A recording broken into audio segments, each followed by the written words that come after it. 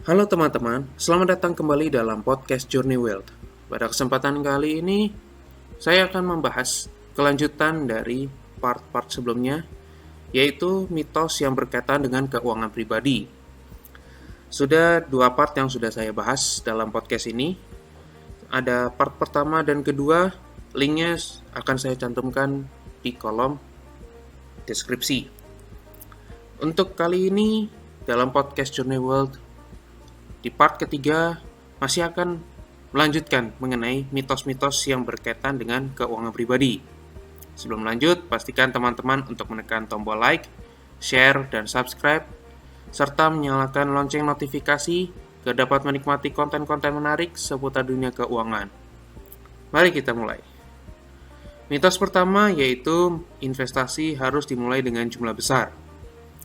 Ini adalah sebuah mitos atau sebuah mungkin pernyataan yang bagi saya pribadi cukup menarik karena ada beberapa konten kreator baik di Instagram atau di TikTok atau mungkin di Shorts ya itu mengatakan bahwa kalau kita misalnya berinvestasi itu perlu jumlah yang besar agar bisa mencapai kekayaan. Kalau misalnya kita berinvestasi hanya sebesar 10 juta, kalaupun misalnya kita mendapatkan keuntungan 10%, hanya mendapatkan 1 juta. Atau bahkan kita mendapatkan keuntungan 100%, kita hanya mendapatkan 20 juta. Sementara kalau misalnya kita berinvestasi sebesar 1 miliar, 10%-nya saja kita sudah mendapatkan 100 juta. Jadi jauh lebih baik untuk memulai investasi dengan jumlah yang besar. Padahal kalau misalnya kita meneliti secara baik-baik, investasi dengan jumlah besar itu sepertinya cukup sulit. Kalau misalnya kita berbicara pada instrumen investasi tertentu, misalnya saham. Kalau misalnya di saham, itu kan ada namanya bid sama over. Kalau misalnya kita masukkan, anggaplah 100 juta. Itu sudah sangat mempengaruhi bid dan over dari saham tersebut. Kalau misalnya kita langsung beli semua penawaran, semua offer yang ada di saham tersebut dengan menggunakan 100 juta, sudah pasti akan menimbulkan volatilitas kepada saham tersebut. Nah, kalau misalnya kita berbicara untuk instrumen investasi lain seperti properti, sudah pasti tentunya itu memerlukan modal yang besar, terkecuali misalnya kita menggunakan seperti crowdfunding, atau misalnya kita menggunakan real estate investment trust atau REIT yang cenderungnya itu berada di luar negeri dibandingkan di Indonesia. Tapi kalau secara umum ketika kita berbicara investasi properti, kecenderungannya adalah kita membeli sebuah unit properti, baik itu rumah tinggal ataupun mungkin apartemen atau bangunan komersil.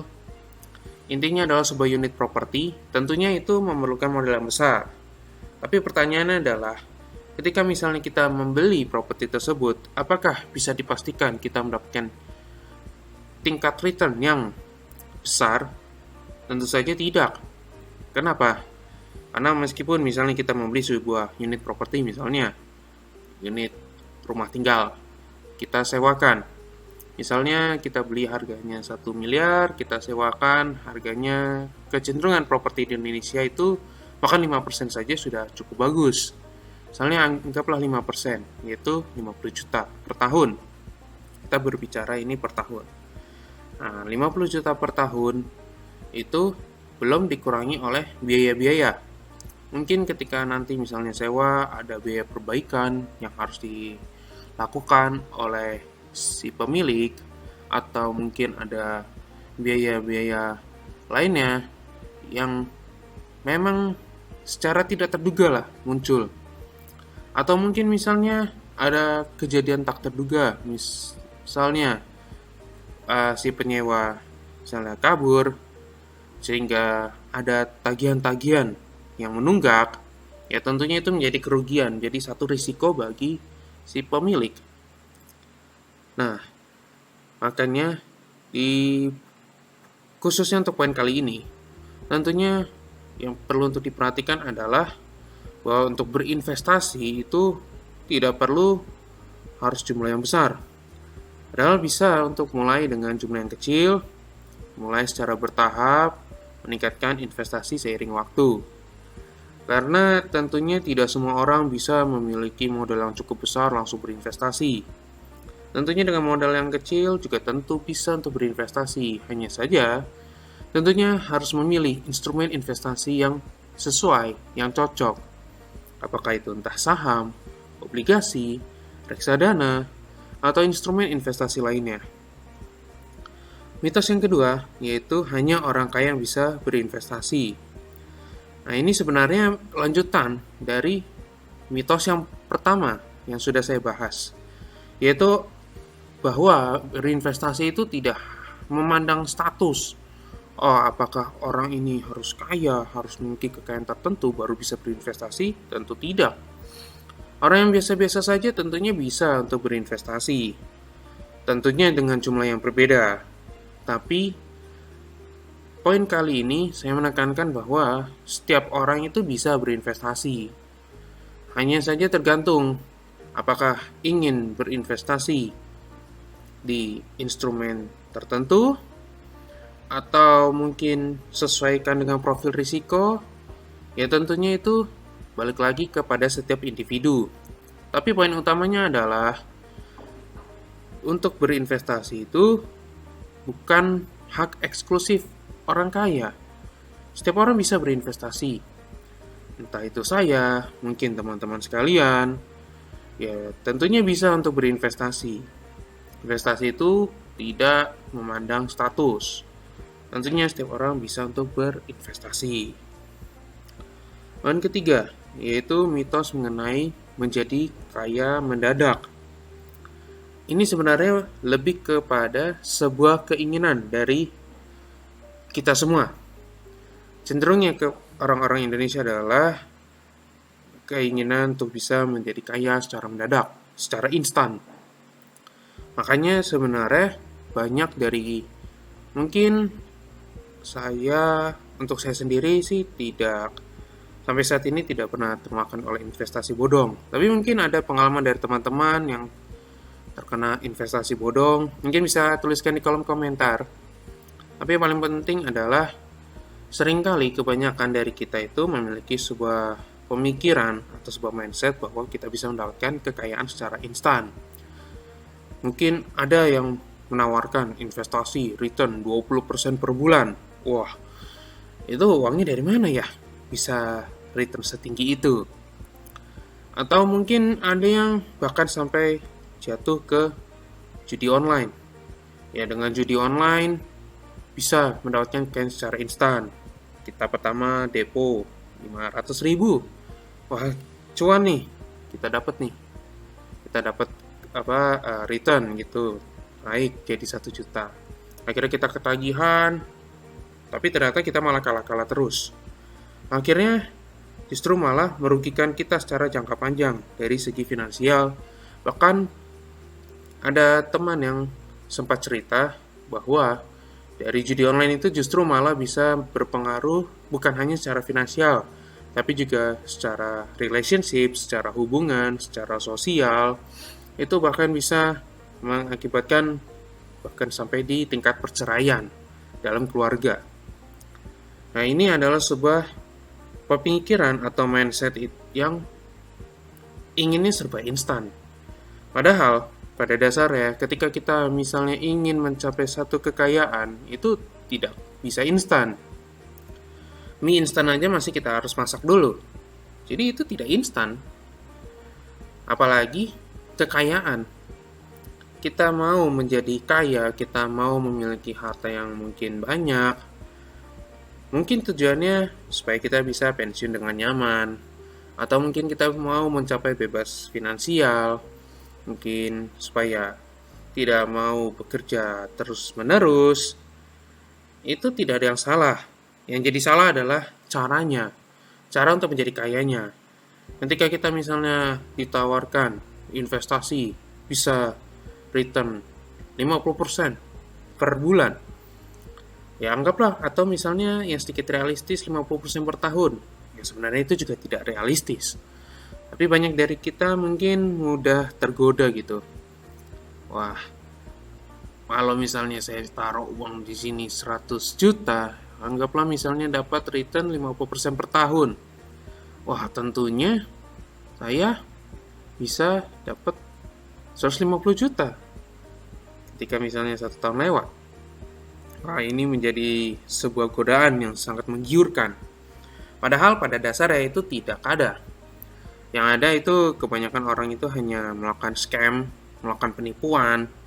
Makanya banyak dari masyarakat Indonesia itu terkena scam, terkena penipuan, karena investasi bodong, bahkan juga karena judi online. Itu ya, banyak lah yang sudah kejadian gitu. Dengan jumlah yang tidak sedikit. Bahkan kalau misalnya teman-teman mungkin bisa untuk research, bisa cari tahu lah sedikit berapa sih yang kalau misalnya orang-orang Indonesia sudah keluarkan gitu untuk judi online lah.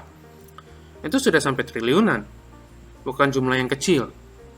Kalau misalnya triliunan itu misalnya ditaruhkan kepada investasi misalnya saham, itu justru jauh lebih baik. Mungkin bisa mendapatkan return yang mungkin tidak besar, tapi anggaplah misalnya secara konservatif kita misalnya dapat keuntungan 5% per tahun. Itu udah cukup bagus dibandingkan kalau misalnya kita tergiur investasi 50% per tahun, tapi malah ternyata itu sebuah penipuan, kita ditipu. Ya itu bukannya membawa kita kepada kekayaan, malah menjerumuskan kita kepada kemiskinan. Nah, yang paling penting adalah ketika kita misalnya mau untuk mencapai tahap, mungkin tidak harus sampai kaya yang triliunan lah. Anggaplah misalnya kita mau mencapai kebebasan finansial. Ya tentunya itu membutuhkan waktu, usaha, dan pengelolaan keuangan yang bijaksana. Balik lagi, ya tentunya saya udah bahas mengenai bagaimana untuk pengelolaan keuangan yang bijaksana dari podcast, dari video-video yang ada dalam channel ini. Ya tentunya teman-teman bisa untuk search lah, bisa untuk cari tahu, mungkin sesuai dengan kebutuhan teman-teman. Kita lanjutkan lagi mitos yang keempat, yaitu gaji besar pasti membuat Anda kaya. Nah, ini adalah sebuah persepsi yang cukup keliru. Kebanyakan dari kita seringkali merasa bahwa kalau misalnya saya punya gaji yang besar, atau misalnya saya ingin punya gaji sekian, udah pasti hidup saya akan terjamin. Hidup saya pasti akan mewah, akan merasa saya bisa menjadi kaya.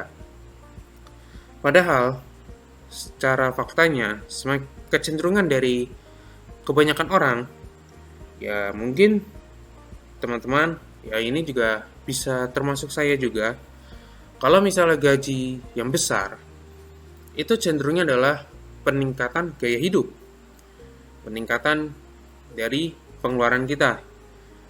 Jadi, misalnya, gaji pertama itu hanya 5 juta, setara UMR Jakarta lah.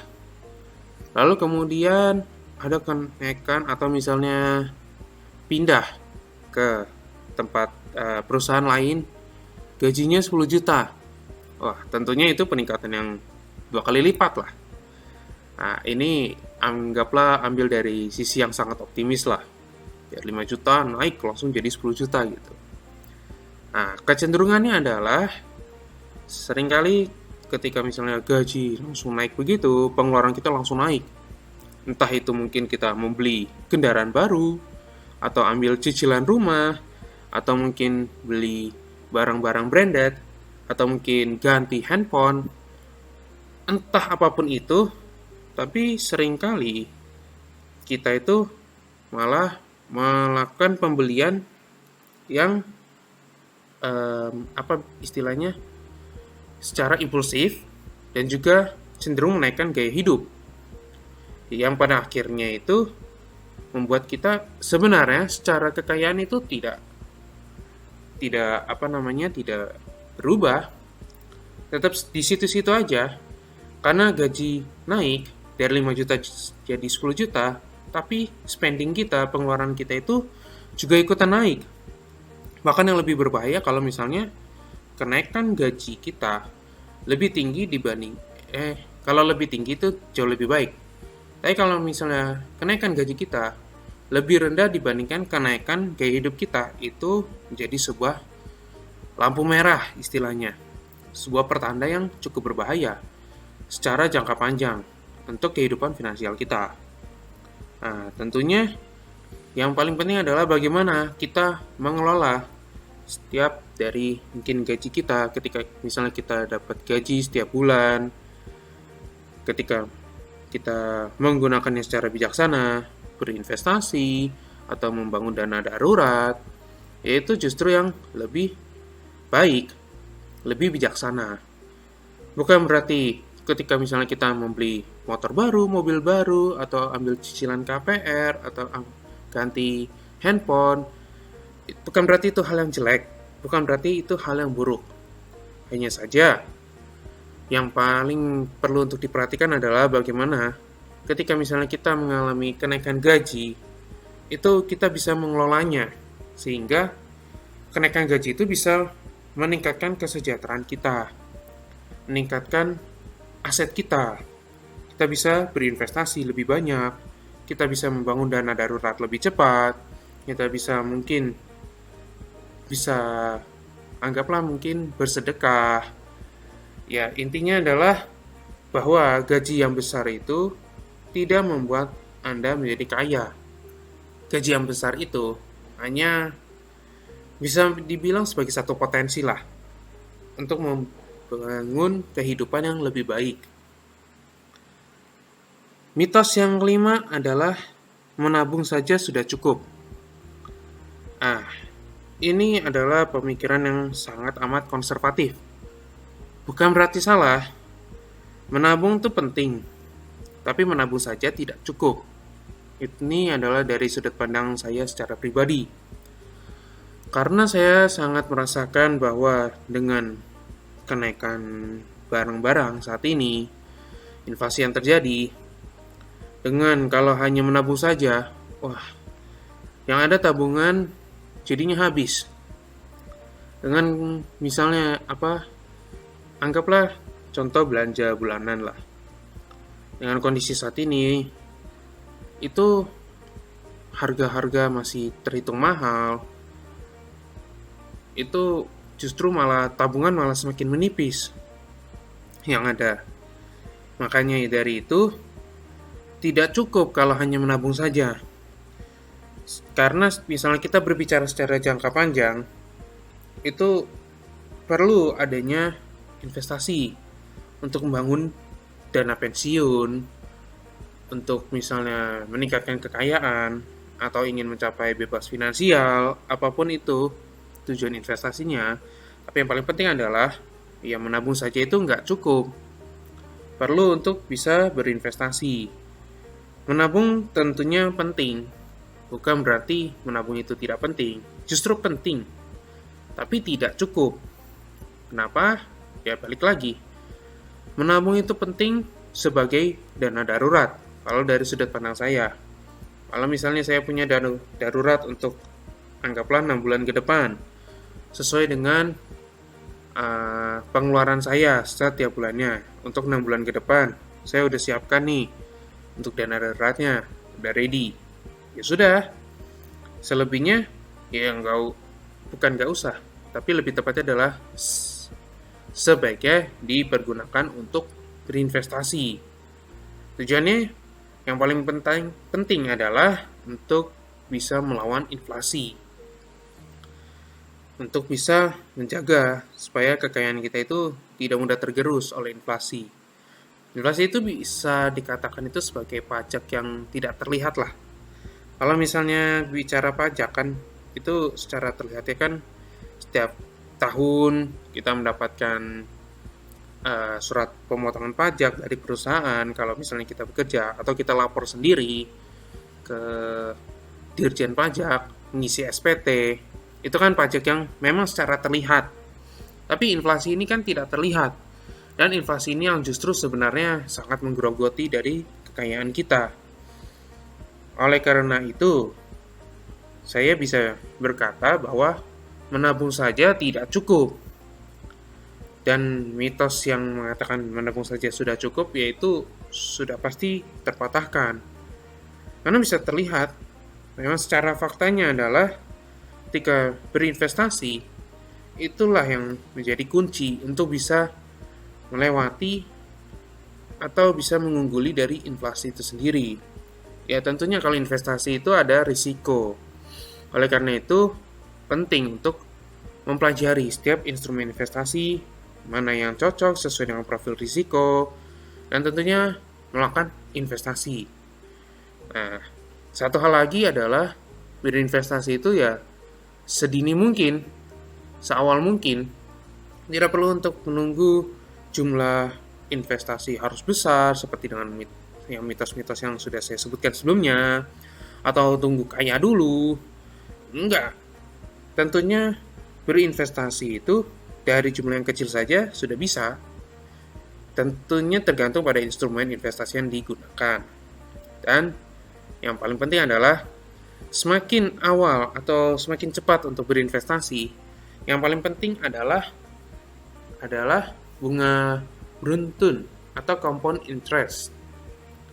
Bunga berbunga. Itulah yang paling penting. Jadi kita bisa menggandakan atau melipat gandakan investasi kita adalah melalui bunga beruntun ini, melalui bunga berbunga, compound interest ini. Itulah yang menjadi sarana atau satu cara bagaimana kita bisa memiliki tingkat keuangan yang stabil, tingkat keuangan yang baik. Oke, jadi segitu aja untuk mitos-mitos yang berkaitan dengan keuangan pribadi untuk part yang ketiga ini.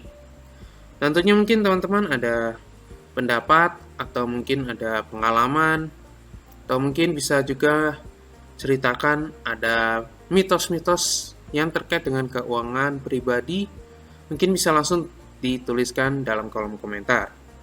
Terima kasih telah mendengarkan podcast ini sampai selesai. Dan pastikan untuk stay tune dalam podcast Journey Wealth ini. Dan sampai jumpa dalam konten-konten berikutnya.